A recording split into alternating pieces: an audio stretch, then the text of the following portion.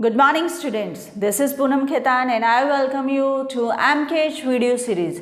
So students, we are continuing your chapter number 2, Constitutional Design of Civics.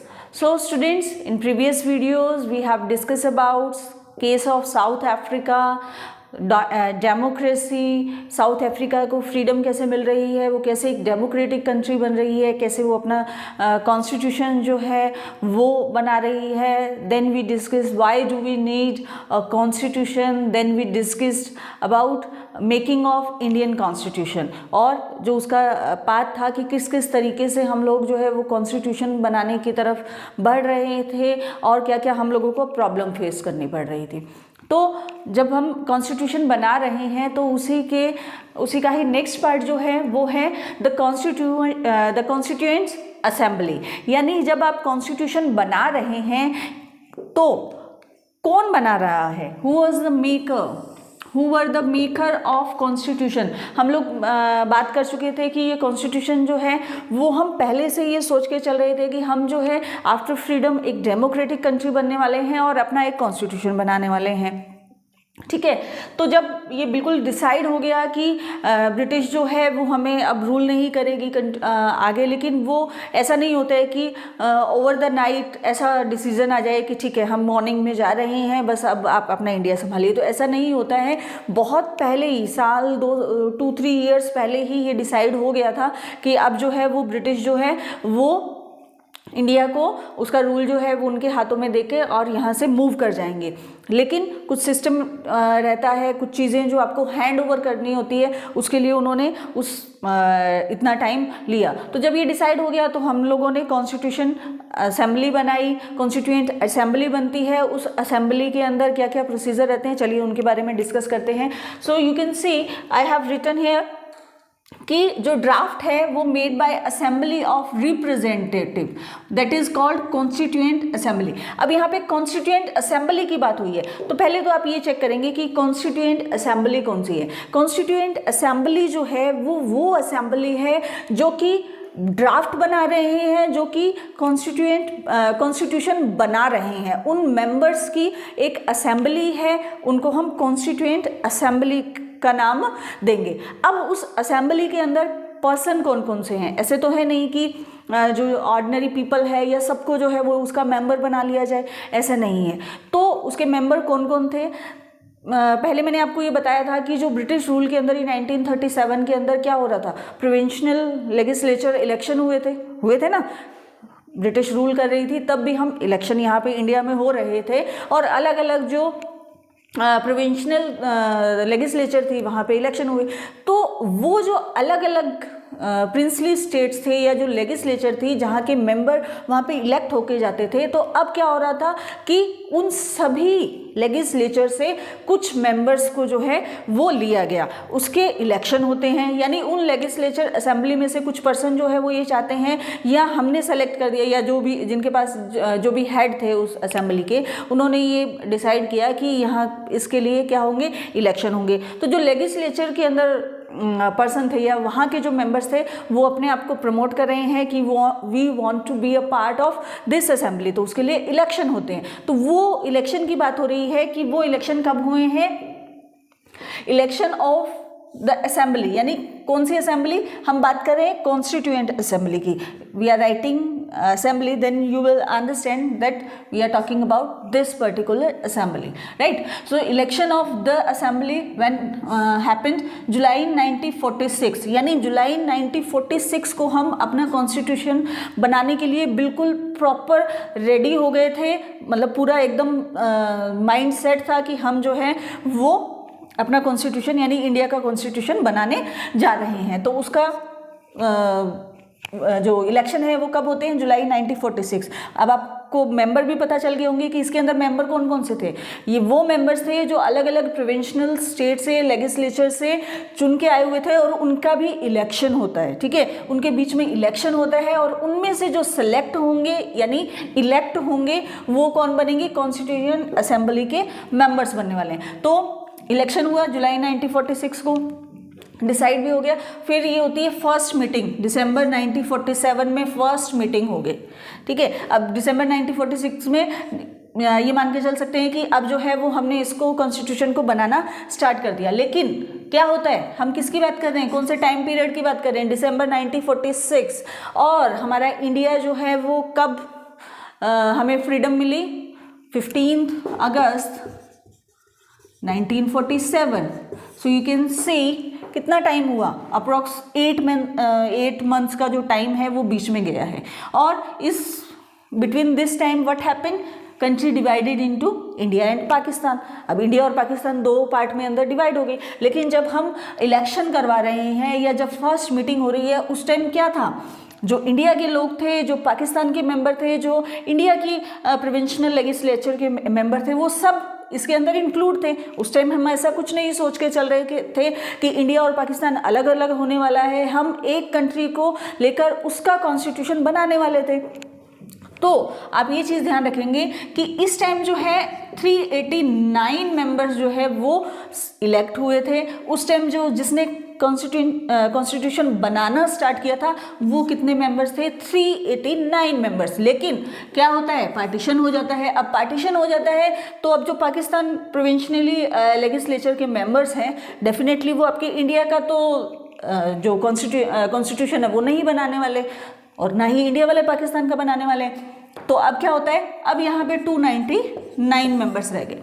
ठीक है, अब India का जो कॉन्स्टिट्यूशन बनाया उसके लिए आप मेंबर्स कितने लिखेंगे, 299 मेंबर्स ने इंडिया का कॉन्स्टिट्यूशन जो है वो रेडी किया। अब इसके प्रेसिडेंट कौन थे, अगर आपको ध्यान हो तो प्रेसिडेंट जो थे वो डॉक्टर राजेंद्र प्रसाद थे। ये आप ध्यान रखेंगे, डॉक्टर राजेंद्र प्रसाद। डॉक्टर राजेंद्र प्रसाद जो है वो बेसिकली बिहार की लेजिस्लेचर से इलेक्ट होके आए थे और बाद में ये ही क्या बने थे, first president of India. First president कौन थे हमारे इंडिया के, इंडिपेंडेंट इंडिया के फर्स्ट प्रेसिडेंट कौन थे, डॉक्टर राजेंद्र प्रसाद। और यही इस कॉन्स्टिट्यूएंट असेंबली के भी प्रेसिडेंट थे। ये ध्यान रखेंगे, जीके का क्वेश्चन भी है, आपको आगे भी ध्यान रखना है। ठीक है, अब सब प्रोसीजर हो रहा है, कॉन्स्टिट्यूशन बन रहा है। जैसे मैंने बताया कि उसके ऊपर बहुत सारा डिस्कशन हो रहा है, बहुत सारे पॉइंट्स पे 1 बाय 1 जो है वो डिस्कशन हो रहा है। बहुत सारी कंट्री से हम लोगों ने अपने कॉन्स्टिट्यूशन को अडॉप्ट किया है, बट एज इट इज़ नहीं अडॉप्ट किया। क्या किया है, उसके अंदर जो चेंजेस है, जो अमेंडमेंट हम कर सकते हैं अपने इंडिया के अकॉर्डिंग, इंडिया की रिक्वायरमेंट के अकॉर्डिंग, वो चेंजेस भी करने के बाद में, डिबेट के बाद में, डिस्कशन के बाद में जो है वो कब रेडी हो गया है। देखिए 26 नवंबर 1949 को हमारा कॉन्स्टिट्यूशन बन के रेडी हो गया एकदम। So if someone ask you कि आपका कॉन्स्टिट्यूशन कब बना या कब अडॉप्ट किया, ठीक है, तो आप ये डेट बताएंगे 26 नवंबर 1949। लेकिन हम रिपब्लिक डे कब मनाते हैं, हमें कब आपको बोला जाता है, जब रिपब्लिक डे सेलिब्रेट करते हैं तो बोलते हैं ना कि इस दिन जो है हमारे देश का संविधान जो है वो लागू हुआ, यानी हमारा कॉन्स्टिट्यूशन जो है वो इफेक्ट में आया। तो फिर क्या डिफरेंस है इन दोनों डेट्स के बीच में, डिफरेंस क्यों है? जब 26 नवंबर को हमारा कॉन्स्टिट्यूशन बन के रेडी हो गया, then why we waited for this date. ठीक है, तो इस डेट तक यानी 26 जनवरी 1950 को ही हमने इसको इफेक्ट में क्यों लेके आए। तो ये डेट जो है ये बहुत इंपॉर्टेंट डेट है, ये चीज़ ध्यान रखेंगे, 26 जनवरी। लेकिन ये ईयर ये नहीं था 1930।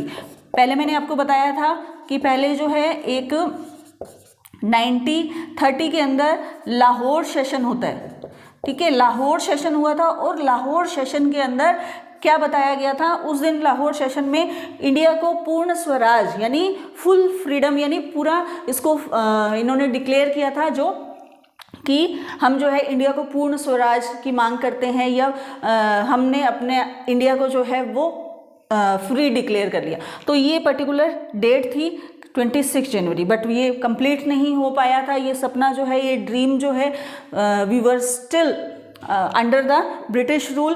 तो उस दिन तो नहीं हो पाया। तो ये डेट बहुत इंपॉर्टेंट थी क्योंकि उस दिन जो है वो जो हमारा तिरंगा है उसको फहराया गया था लाहौर के अंदर। तो ये डेट बहुत इंपॉर्टेंट थी हिस्ट्री के पॉइंट ऑफ व्यू से, फ्रीडम स्ट्रगल के पॉइंट ऑफ व्यू से, इसलिए इस डेट को सेलेक्ट किया गया कि इस डेट को, क्योंकि जब आपको फ्रीडम मिल रही है तो उस टाइम तक तो वो वेट नहीं कर सकते थे कि जी आप 26 को हमें देना, अभी कोई बात नहीं 5-6 मंथ आप और रूल कर लीजिए, ऐसा तो नहीं कर सकते थे ना। हो सकता है उनका प्लान और कुछ चेंज हो जाए। तो अब ये तो जिस दिन डिक्लेयर हो गया कि डिसाइड हो गया कि ठीक है आज आपको फ्री कर देते हैं, तो उस दिन फ्री हो गया।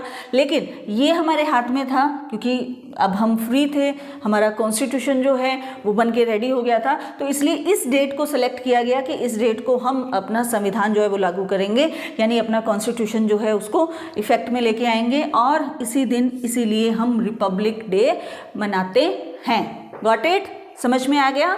आई होप आपको ये चीज़ें क्लियर हो गई। हम कॉन्स्टिट्यूएंट असेंबली की बात कर रहे हैं। किसने बनाया? जो ड्राफ्ट था वो किसने बनाया? Assembly of representative. ये रिप्रेजेंटेटिव कौन थे? जिन प्रिंसली स्टेट्स की, जिन प्रोविंशियल लेजिस्लेचर की हम इलेक्शन की बात कर रहे थे, वहाँ से इलेक्ट होके आए, उनके बीच में भी क्या होता है?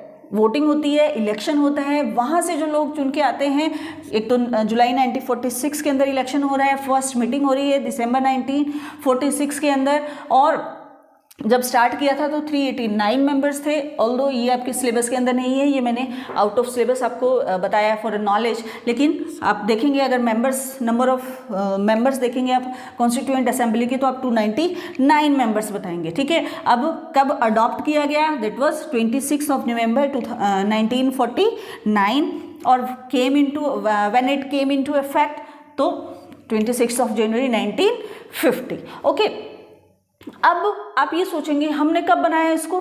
1950 की बात कर रहे हैं, और आज हम 2020 के अंदर हैं, आगे जा रहे हैं। ठीक है, तो अप्रोक्स 70 ईयर्स हो गए, 7 डिकेड्स हो गए, still we are continuing the same constitution.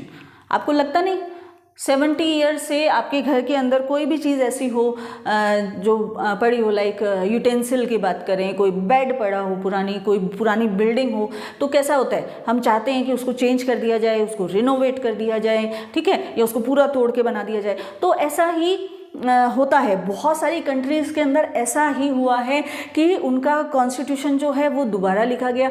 Nepal हमारी जो बिल्कुल नेबर कंट्री है, नेपाल, उसका जो कॉन्स्टिट्यूशन है वो वापस रीराइट किया गया, मतलब दोबारा लिखा गया। और भी बहुत सारी कंट्रीज़ हैं जिनका जो कॉन्स्टिट्यूशन है वहाँ की लोगों की डिमांड पे उसको दोबारा लिखवाया गया है। क्यों? क्योंकि हम किसकी बात कर रहे हैं? हम 70 ईयर्स पहले की बात कर रहे हैं जब ये कॉन्स्टिट्यूशन बना था। और आज हम पहले हम क्या थे? 20वीं सेंचुरी के अंदर थे जब ये कॉन्स्टिट्यूशन बना। आज हम 21वीं सेंचुरी के अंदर एंटर हो गए हैं। तो क्या वो चीज़ें आज भी एप्लीकेबल हैं? तो उसके लिए कुछ रीज़न दिए हुए हैं कि क्यों हम आज भी उसी कॉन्स्टिट्यूशन को कंटिन्यू कर रहे हैं, गो थ्रू कर रहे हैं, और सभी एग्री भी करते हैं। तो देखिए, उसका एक मेन रीज़न आप ये देखेंगे, जब हम प्रॉब्लम्स पढ़ रहे थे कि जब आप कॉन्स्टिट्यूशन बना रहे थे कि उसके अंदर क्या क्या प्रॉब्लम आई, तो उसमें एक मेन प्रॉब्लम थी कि our country India is a huge and diverse country. ठीक है, तो वो एक बेसिक प्रॉब्लम थी, लेकिन उस प्रॉब्लम को ध्यान रख के ही हमने, यानी जो हमारे कॉन्स्टिट्यूशन मेकर थे उन्होंने कॉन्स्टिट्यूशन बनाया कि इंडिया जो है वो एक डाइवर्स कंट्री है, इसके अंदर different caste, different religion, different region से लोग आते हैं, जिनके परसेप्शन अलग है, जिनके सोच अलग है। तो जब ये कॉन्स्टिट्यूशन बनाया गया था तो उन सभी एस्पेक्ट को सोच के बनाया गया, उन सब के बारे में सोच के बनाया गया कि कौन से जो हैं वो पुअर पीपल हैं, उनके लिए हम क्या क्या पॉलिसी लेके आ सकते हैं, या उनके लिए क्या ऐसी चीज़ें छोड़ सकते हैं कि वो जो हैं वो सभी जो है वो मेन स्ट्रीम के अंदर आ जाए, यानी उनको भी उतने ही फैसिलिटी प्रोवाइड हो, उतनी ही चीज़ें प्रोवाइड हो जो एक रिच पर्सन को है, ताकि वो सबको इक्वल राइट की अगर हम बात कर रहे हैं तो उसके बारे में सोचा हमने। ठीक है, 1 वोट 1 पर्सन 1 वैल्यू के बारे में, यानी अडल्ट, जो यूनिवर्सल अडल्ट फ्रेंचाइजी बोलते हैं, यानी एक पर्सन का एक वोट हो, उसकी एक वैल्यू हो, जो कि हम डेमोक्रेसी में पढ़ रहे थे, तो उसको हम लोगों ने अडॉप्ट किया है। तो वो अपने आप में एक इक्वालिटी का साइन है।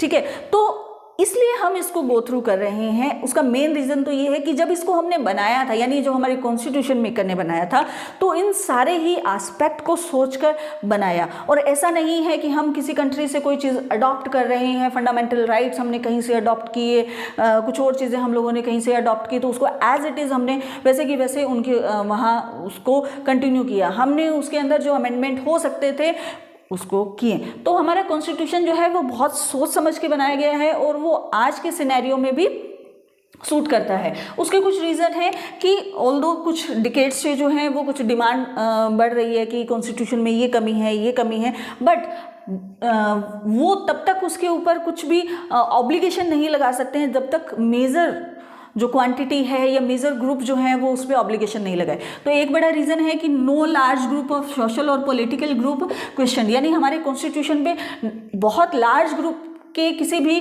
ग्रुप से जो है वो क्वेश्चन नहीं उठाए गए। इसीलिए हम इसके बारे में कुछ भी नहीं सोच रहे हैं कि हम अपने कॉन्स्टिट्यूशन को बदलें या रीराइट करवाएं। It represented the people of India. Main reason मैंने आपको बताया कि ऑल्दो जब कॉन्स्टिट्यूशन बना था तब यूनिवर्सल अडल्ट फ्रेंचाइजी को हम फॉलो नहीं कर रहे थे।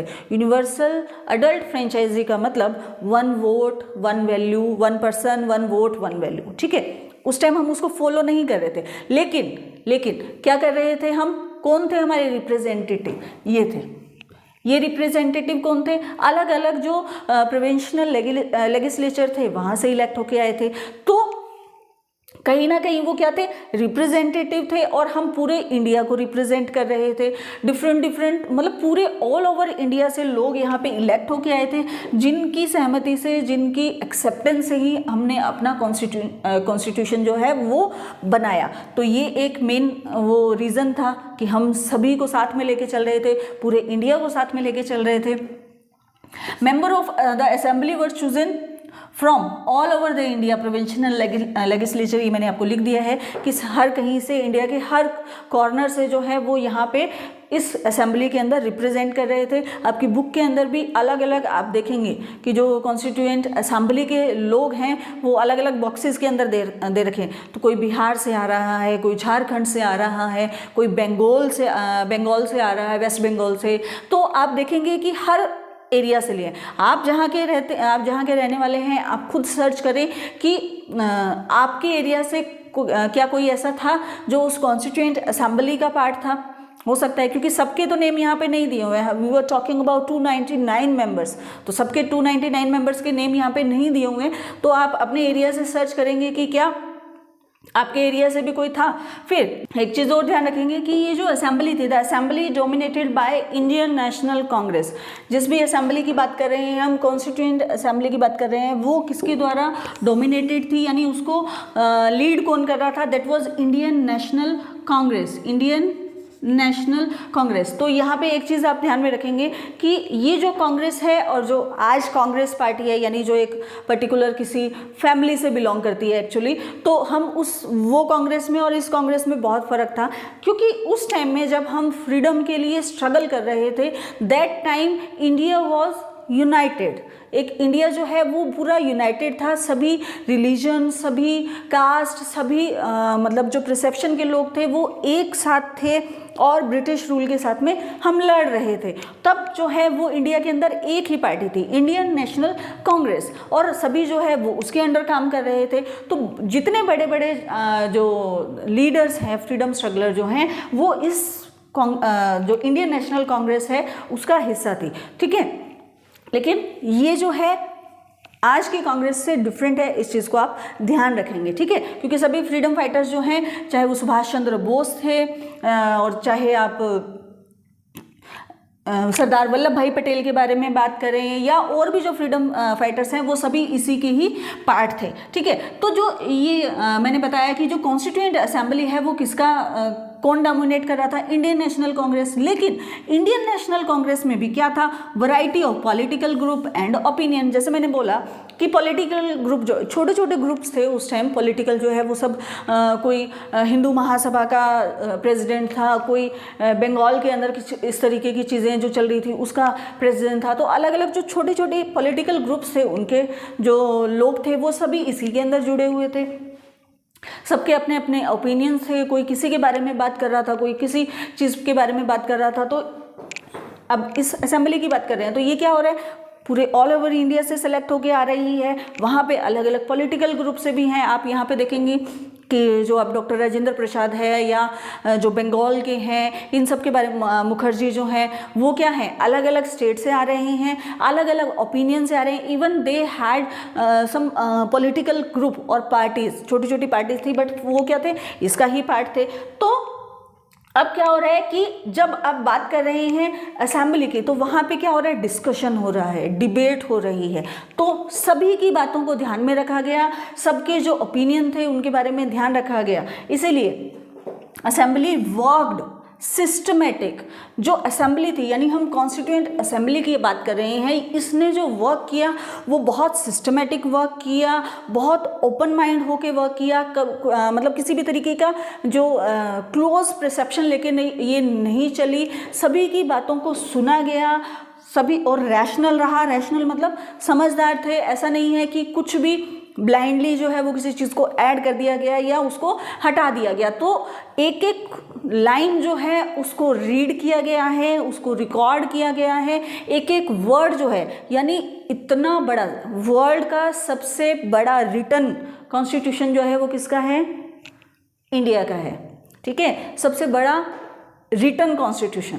ठीक है, तो अभी देखिए इतना लार्ज, इतना बिग हमारा कॉन्स्टिट्यूशन है, उसके एक एक वर्ड को असेंबली के अंदर, यानी जितनी बार मीटिंग्स हुई है उतनी बार जो है उनको वर्ड्स को, एक एक वर्ड पर को पढ़ा गया है, रीड आउट किया गया है। अगर कुछ वर्ड में कुछ इशू है तो उसके ऊपर डिस्कशन हुआ है, डिबेट हुई है। इसीलिए बहुत टाइम लगा।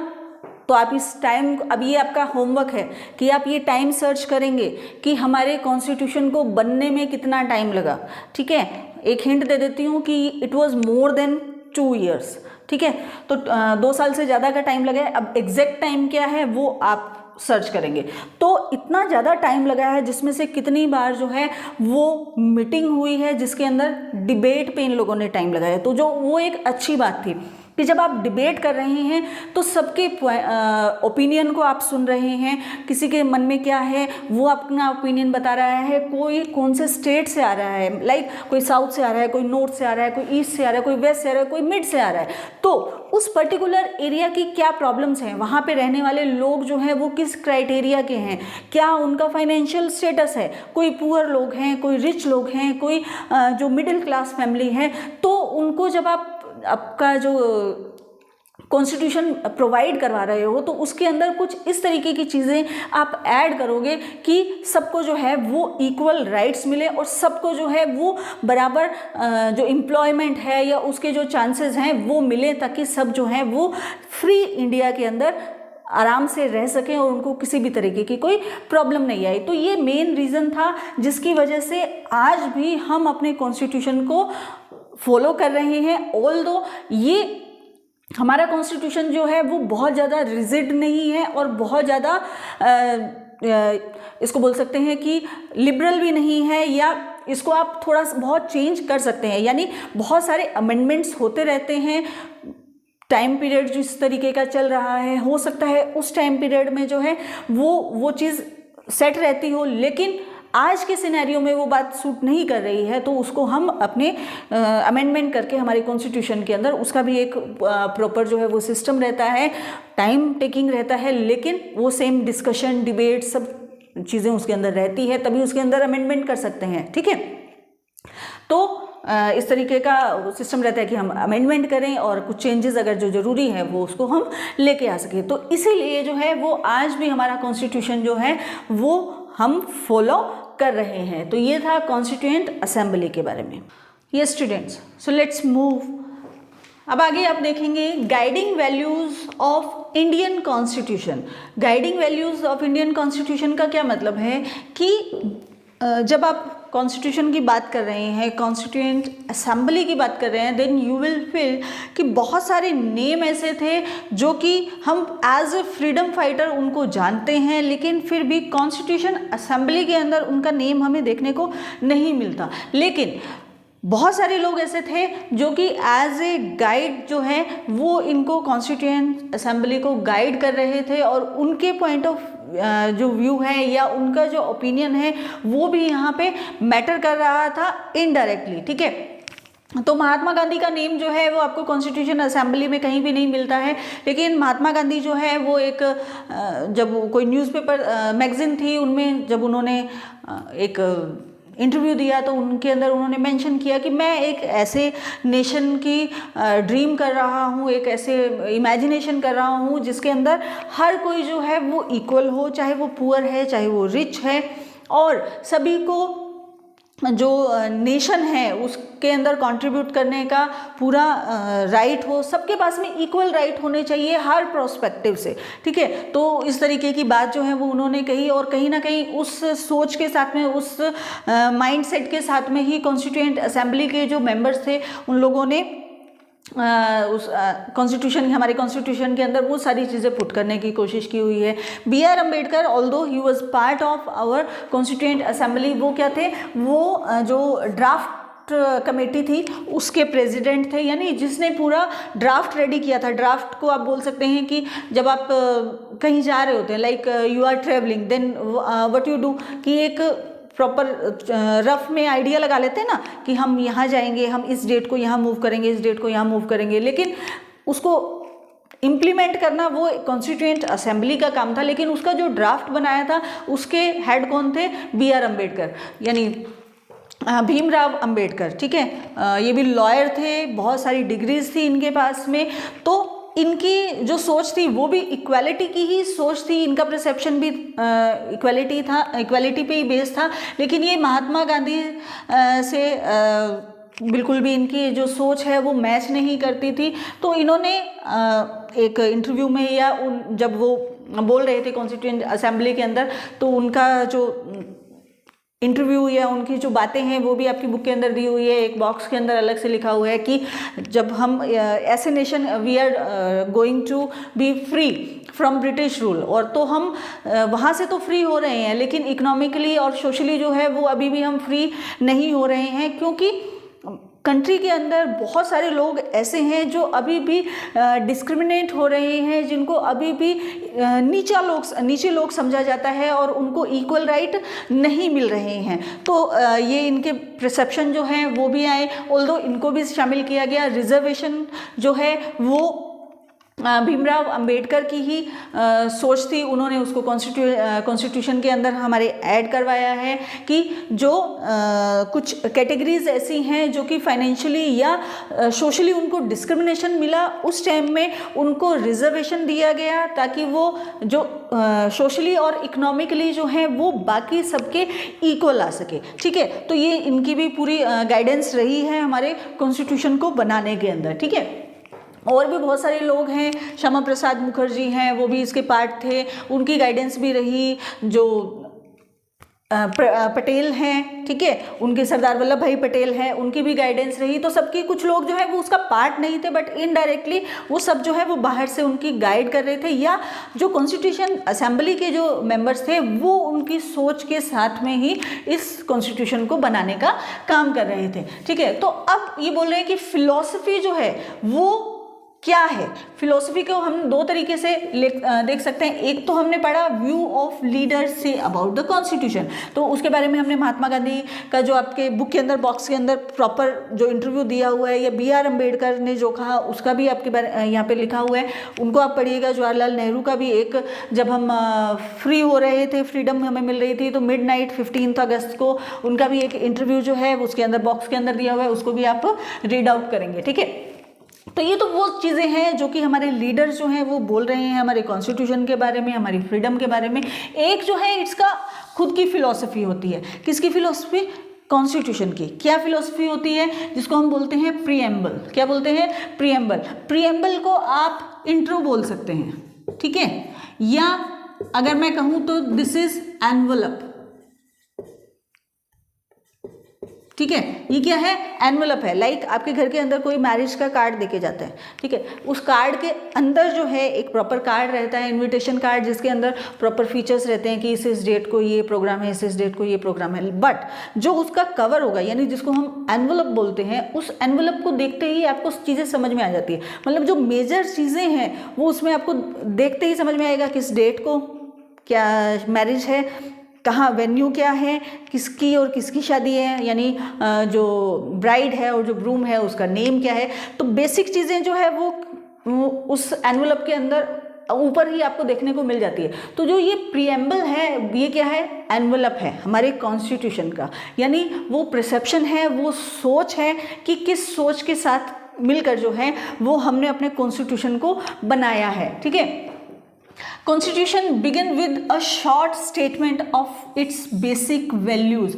कॉन्स्टिट्यूशन जब आप स्टार्ट करते हैं तो वो प्रीएम्बल के साथ में स्टार्ट होता है। एक्चुअल में यही प्रीएम्बल की डेफिनेशन है। आप बोल सकते हैं constitution begins with a short statement of its basic values, it is called preamble. ठीक है, तो क्योंकि हम बहुत सारे स्ट्रगल करने के बाद में फ्रीडम हम लोगों को मिल रही है, तो उस स्ट्रगल को देखा है, उन सारे डिस्क्रिमिनेशन को देखा है, उन सारी ही चीज़ों को देखा है। तो वो क्या थी, वो हमारी वैल्यूज़ के अंदर जो है वो ऐड हो गई। उन्हीं वैल्यूज़ को पुट करते हुए हम अपना कॉन्स्टिट्यूशन बना रहे हैं और उसी स्टेटमेंट के साथ में आपका प्रीएम्बल या कॉन्स्टिट्यूशन जो है वो स्टार्ट हो रहा है। Although it is we were taking inspiration from American model, but आप किसी भी डेमोक्रेटिक कंट्री का कॉन्स्टिट्यूशन उठा के देखेंगे तो आपको मिलेगा कि सब का कॉन्स्टिट्यूशन से पहले क्या है, प्रीएम्बल है, यानी एक उसका इंट्रो है कि हम अपने कॉन्स्टिट्यूशन में क्या क्या चीज़ें ऐड कर रहे हैं।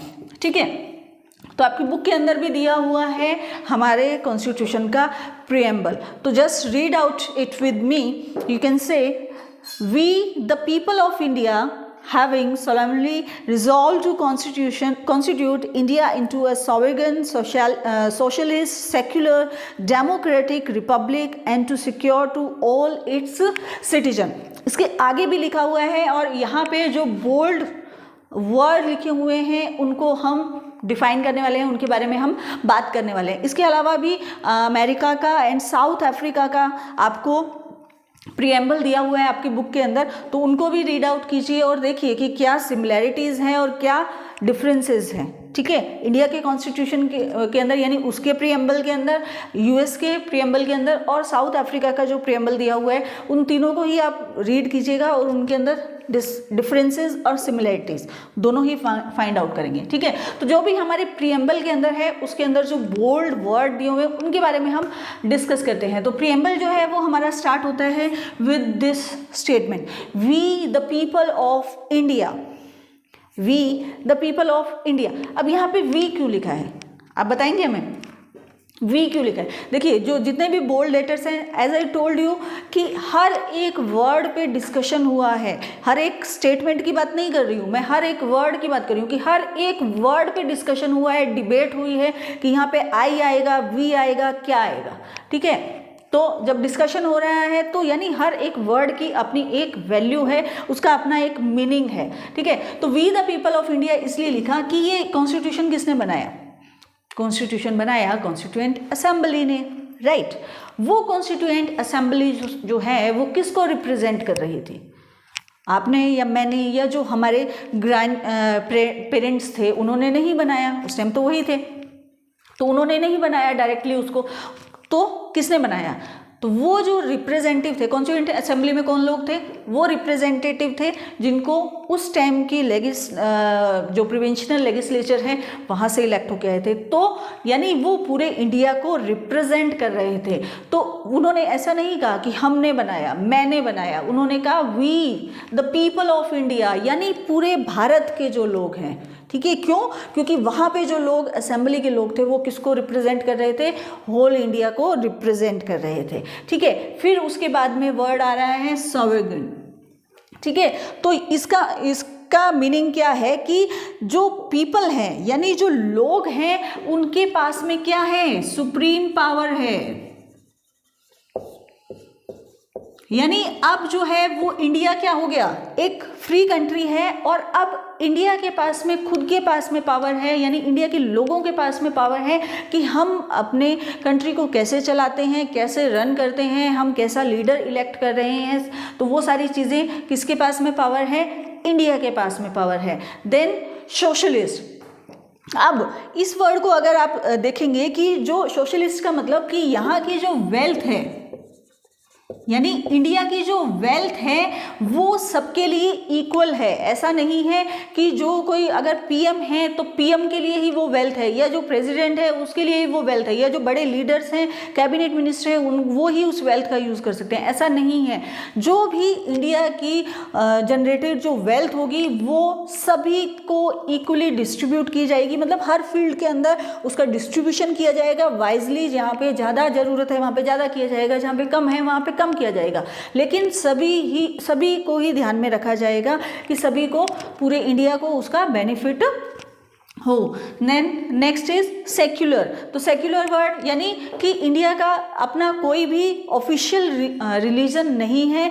सेक्युलर का मतलब होता है कि हम सभी रिलीजन की, सभी कास्ट की, सभी रीजन से आए हुए लोगों की या धर्म की, सबकी हम रिस्पेक्ट करते हैं और सभी को ही हम अपनी इंडिया के अंदर इंक्लूड कर रहे हैं। ऑफिशियली इंडिया का कोई भी रिलीजन नहीं है, ठीक है। जैसे बहुत सारी इस्लामिक कंट्रीज़ हैं, बहुत सारी जो यहूदी कंट्रीज़ हैं, क्रिश्चियन कंट्रीज़ हैं, बट इंडिया जो है वो क्या है, एक सेक्युलर कंट्री है। यानी यहाँ पे हर धर्म के लोग, हर कास्ट के लोग इक्वल रहते हैं और सबको इक्वल राइट हैं, ठीक है। Then the word is democratic. Democratic का मतलब भी आप डेमोक्रेसी चैप्टर में और पढ़ते ही आ रहे हैं। डेमोक्रेटिक मतलब कि सभी को पूरा इक्वल राइट है, यहाँ के जो लोग हैं वो अपने जो रिप्रेजेंटेटिव हैं वो इलेक्ट करके भेज रहे हैं, तो डेमोक्रेटिक हो गया।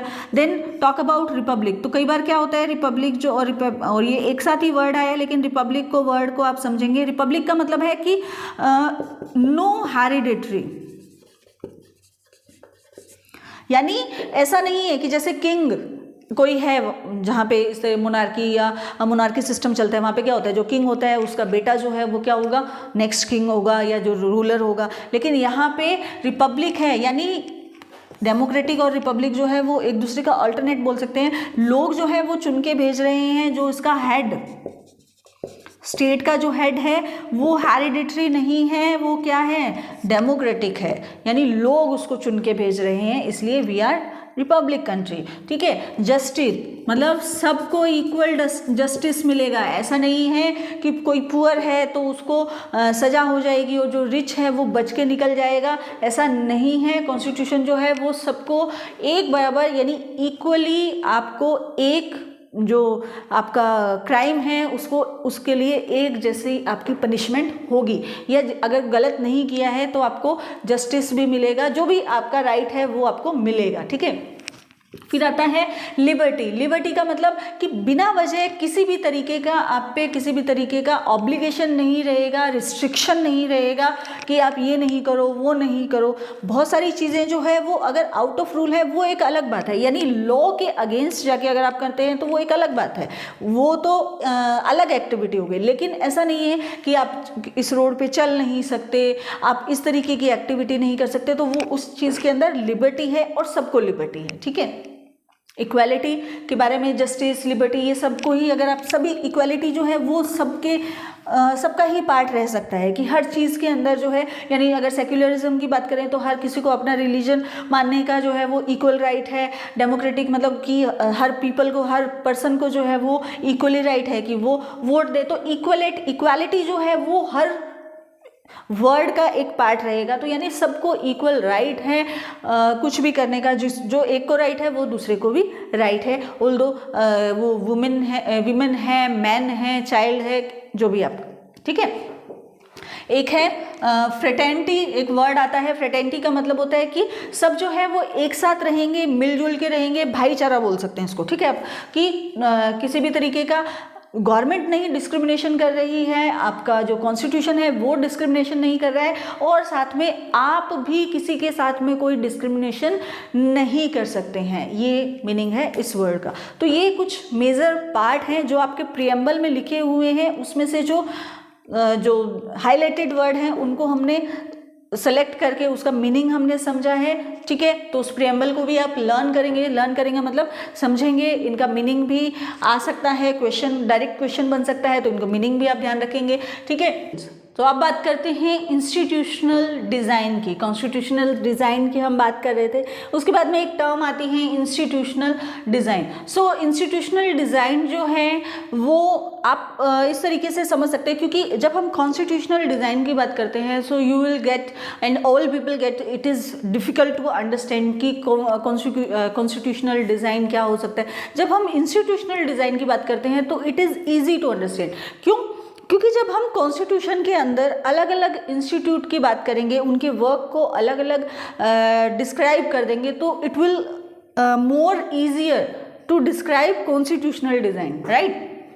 सो कॉन्स्टिट्यूशन के अंदर ये बोलेगी constitution is not a statement of value of philosophy. यानी अगर कॉन्स्टिट्यूशन को आप स्टडी करेंगे देन यू विल गेट कि ये कोई भी वैल्यू की या जो फिलॉसफी है उसकी स्टेटमेंट नहीं है। ऐसा नहीं है कि हम कॉन्स्टिट्यूशन में आपको ये देखने को मिलेगा कि हमें इतनी स्ट्रगल के बाद में फ्रीडम मिली और हमने ये चीज़ें सेक्रीफाइस की, तो वो उसकी स्टेटमेंट नहीं है। लेकिन उन वैल्यूज़ को, उन फिलॉसफी को हम इम्प्लीमेंट कैसे कर रहे हैं, उनसे जो रिजल्ट निकल के आ रहे हैं उसको हम अपनी जो कॉन्स्टिट्यूशन है उसके अंदर इम्प्लीमेंट कैसे कर रहे हैं, इसको आप बोल सकते हैं इंस्टीट्यूशनल अरेंजमेंट, ठीक है। ये even it is about embodying these values in institutional arrangement. यानी अलग अलग जो इंस्टीट्यूशन हम कॉन्स्टिट्यूशन के अंदर बना रहे हैं उनके अंदर इन वैल्यूज़ को, इन फिलॉसफी को आप कैसे पुट कर रहे हैं। यानी सबको इक्वल लेके चलना है, विदाउट एनी डिस्क्रिमिनेशन लेके चलना है,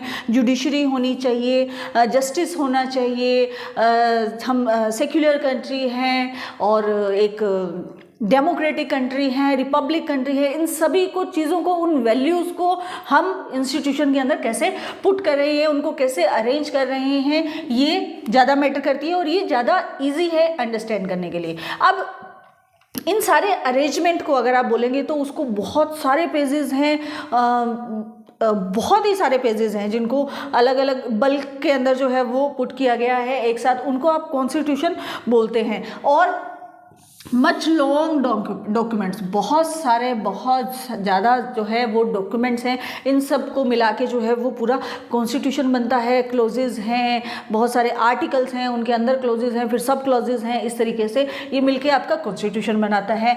अब क्योंकि ये बहुत बड़ा हमारा रिटन डॉक्यूमेंट्स हैं कॉन्स्टिट्यूशन जो है, और ये जैसे मैंने बताया कि 70 ईयर्स पहले जो है वो इसको रेडी किया गया था। ऑल्दो सभी की चीज़ों को, सब बातों को, सब लोगों को ध्यान में रख के इसको बनाया गया था, but over the period time के साथ में कुछ चीज़ें चेंजेस होती हैं, उन चेंजेस को करना भी ज़रूरी है। It need to be amended regularly. इसको ज़रूरत पड़ती है, हर किसी कॉन्स्टिट्यूशन को ज़रूरत पड़ती है कि उसको अमेंड किया जाए, उसको रेक्टिफाई किया जाए, उसके अंदर जो भी चेंजेस हैं वो हम लेके आए। It has to be according people, यानी ये लोगों के अकॉर्डिंग चलेगा, जो लोग चाहते हैं उस टाइम के अकॉर्डिंग वो चलेगा, ठीक है।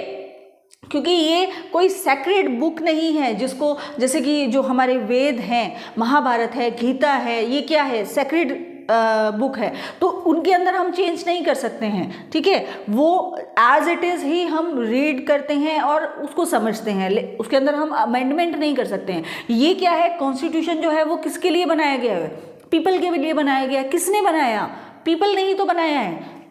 वेदों की रचना की तरह या गीता की तरह उसको भगवान ने तो बोला नहीं है, ठीक है। तो ये लोगों ने ही बनाया है, तो ये अकॉर्डिंग टू पीपल ही होना चाहिए और उसको टाइम टू टाइम जो है वो चेंज करते रहना चाहिए। प्रोविजंस होने चाहिए उसके अंदर, चेंजेस टाइम टू टाइम कर सके। इसी चेंजेस को जो आप प्रोविजंस करते हैं या चेंजेस कर रहे हैं, इनको हम क्या बोलते हैं, अमेंडमेंट्स। क्या बोलते हैं, amendment, right. As I told you कि इंस्टीट्यूशनल जो डिज़ाइन है वो ज़्यादा इजी है अंडरस्टैंड करने के लिए, क्योंकि जब इंस्टीट्यूशन की बात कर रहे हैं तो इंडियन कॉन्स्टिट्यूशन है, ये एक प्रोसीजर से काम करता है। ऐसा नहीं है कि कोई कुछ भी काम कर रहा है, ऐसा नहीं है, एक प्रोसीजर होता है। यहाँ पे हमें पर्सन को चूज़ करने का राइट है, फिर वो काम क्या करेगा, वो पर्सन जिसको हम चूज़ कर रहे हैं उसका क्या वर्क होगा और उसकी पावर क्या होगी, ये सारी चीज़ें जो है वो हमारे कॉन्स्टिट्यूशन के अंदर दी हुई है। ठीक है, तो भी ये कॉन्स्टिट्यूशन जो है ये हमने बना तो दिया, किस तरीके से बना, कैसे कैसे बना, कौन कौन असेंबली के अंदर थे, क्या क्या टाइम रहा, कितना टाइम लगा, इन सब चीज़ों के बारे में डिस्कस किया।